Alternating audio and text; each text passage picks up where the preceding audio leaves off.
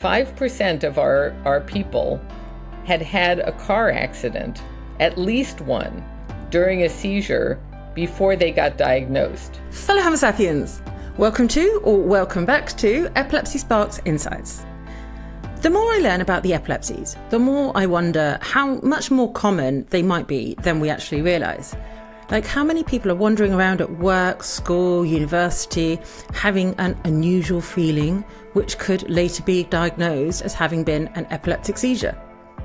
Well, there has actually been a study providing insights into this, led by the cool, passionate epilepsy specialist neurologist, Jacqueline French, who is here to tell us more. I am an epilepsy specialist. I work in New York at NYU, New York University Hospital. I've been there for the last 12 years or so.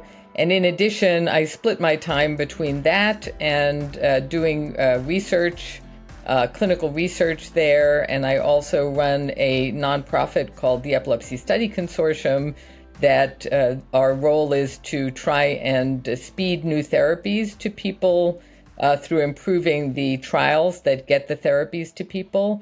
And then my third role is that I'm Chief Medical Innovation Officer of the Epilepsy Foundation, which is the patient-facing organization in the United States. And I'm supervising the research team there, but also sort of patient-facing for other medical matters. We met actually in, I'm going to pronounce it wrong, but Lausanne, am I saying that right?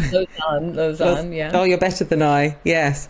And a lot about AI and stuff like that about epilepsy. So you're like your finger in all these different pies, right? Yeah, so actually the reason that I was there at that meeting is because through the Epilepsy Foundation, we, back to that issue of trying to improve the conduct of trials and to get new therapies and new devices to people, we run a research roundtable both for therapeutics and for diagnostics, which is mostly diagnostic devices, where we bring in the regulators and the payers and the people who use those devices, because it is a very long road for the people who are innovating in that space. They may have a fabulous idea about what they want to do, but getting it through the regulatory process, getting someone to pay reimbursement for it, and having a device that people actually want to use is a tall order. So we're trying to help with that. And so we are at the Epilepsy Foundation, we are all things devices. We actually have, which is a good thing, we have 20 companies signed up for our research roundtable. So there's lots of activity of different companies, and they're doing all different kinds of things, from wearable devices to platforms that people can manage their data on, to cameras that, sit over the bed, for example, and look at movement in the middle of the night, implantable devices, you name it. So that's why I thought it was important to go to Lausanne, and it was a fantastic meeting. We were going to talk actually about, and this is of course all related, your Human Epilepsy Project, which I understand has been going for a number of years now. You've got like hundreds of people involved. Can you tell us a bit about that, please? My research and sort of my personal passion and interest is when somebody develops epilepsy, and of course, because I've been treating people with epilepsy for so long, we are, it's maddening that two people can present looking almost identical to us. And one of them, their very first medication that they're provided works for them. And as long as they take it every day, they'll do very well and be able to do everything that they want to do. Whereas another person who looks almost the same takes medication after medication after medication, and nothing works.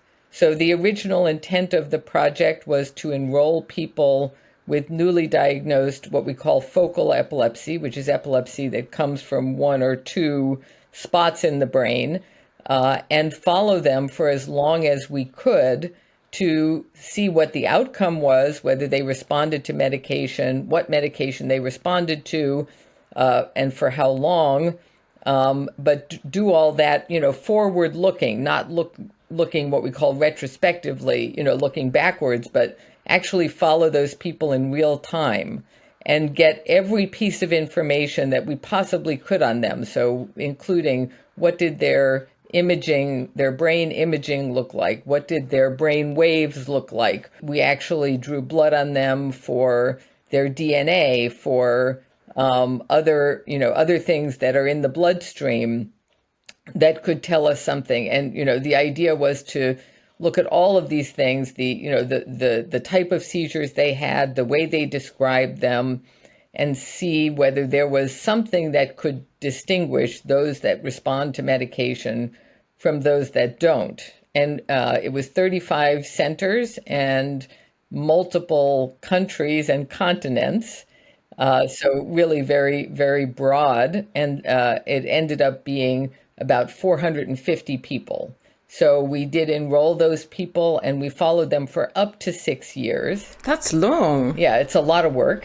And we found that we did, learn a lot. And we're still trying to sort out, what the markers might be of who's treatment resistant and who's treatment sensitive. That work is ongoing. And, one of the intents of the study was to gather all this information and then let all of the researchers all over the world take a stab at it, right? So people can email us and say, I want to look at the EEG and see whether I can find a signal in there. Or I want to look at the imaging studies and I want to see if there's something there.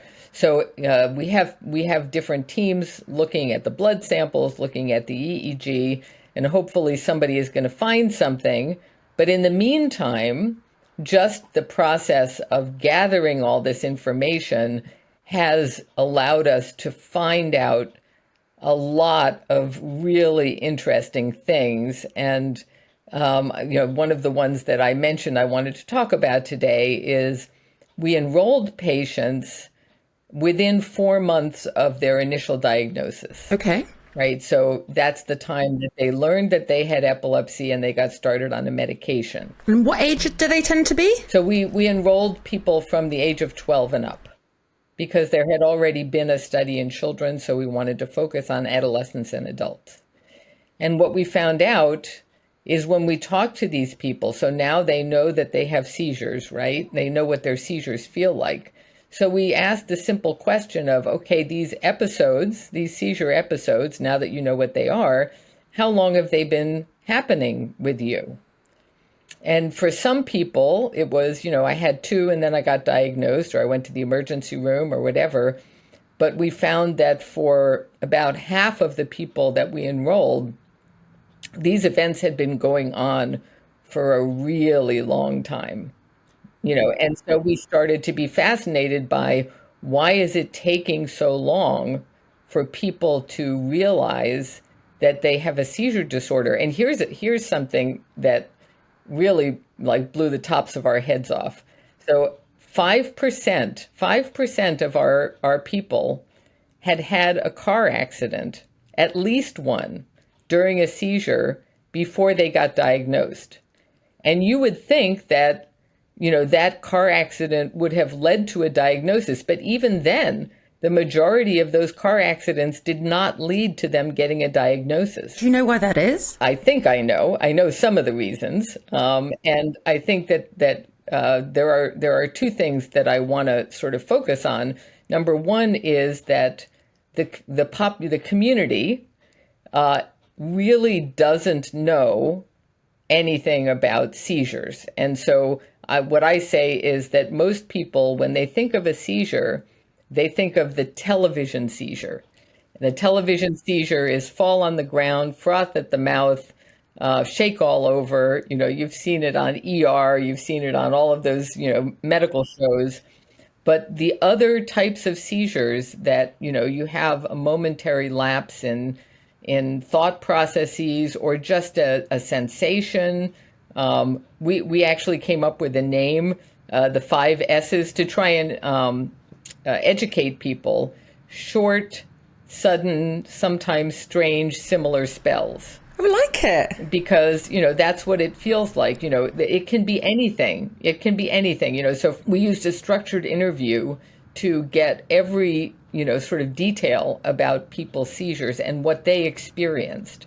And when you go through those descriptions, you're kind of like, that can be a seizure and that can be a seizure, including one of my favorites, a young man who for 2 years, every day, was having a feeling like he heard all music at once. Oh, gosh, I haven't heard that before. And he did that repeated like every day for 2 years. And like he would, when it was happening, he realized that he couldn't hear his friends talking. Like the talking sort of became sort of unintelligible to him. He couldn't understand it. It would last about 30 seconds. And yes, he was curious about what it was, but seizures never came to his mind until he had a tonic-clonic or convulsive seizure. And even then, when he had that and he went to the emergency room, people didn't put 2 and 2 together, even though he had had one of those music experiences right before he had his convulsive seizure. He didn't put it together, and neither did the emergency room. And they said what often gets said by the emergency room, which is, everybody gets one seizure for free. Oh, God, what? I know, it sounds amazing, but what that means is that most of the medical community thinks that one seizure you don't treat. You need 2 seizures to show that it's an ongoing condition. And so since they didn't put those things together, they thought, okay, 1 seizure, we're going to wait until he has a second one. Well, that didn't take very long. So, in retrospect, he'll sit there and go, I don't understand why I wasn't putting that together. I don't understand it. It's so obvious now, but it wasn't obviously to him at the time. So, and, we actually brought him into the epilepsy monitoring unit, and we captured one of the music spells. And of course it was a seizure, which we were pretty sure it was going to be. So, and by the way, his father was a neurologist, which makes it even more ironic. No. Oh my goodness. So that just goes to show that, even a neurologist didn't ask his son, okay, did you have any smaller spells? Which is such a common thing, right? Which is such a common thing. Even people who are treated for the major convulsive episodes for some period of time don't understand that these smaller episodes are also their seizures. And can be, from different perspectives, equally impactful or more impactful in people's lives, especially if you have more of them and people don't notice, or, it affects your concentration, your cognitive abilities, or in my case, I walked off a railway platform, so many things. And the car accidents. I mean, the smaller spells are what's causing the car accidents. One woman had 3 before she got diagnosed. 3 car accidents, not 3 seizures, but 3 car accidents. So, it's very clear that we need to do a better job of educating the general population about what a seizure could be. Because, sometimes, if you can imagine, this went on for a decade before people, it was like, the pattern we were seeing is, if you don't have a major motor seizure, you're not going to get diagnosed. A huge thanks to Jackie. You can find links to Jacqueline and her work at the Epilepsy Study Consortium, the Human Epilepsy Project, and the Epilepsy Foundation via the website. If you've enjoyed this episode and you would like to help us spread awareness and understanding of the epilepsies around the world, please do consider liking this episode and subscribing to the channel, because it really does mean a lot when it comes to raising awareness and understanding of the epilepsies. Thank you in advance.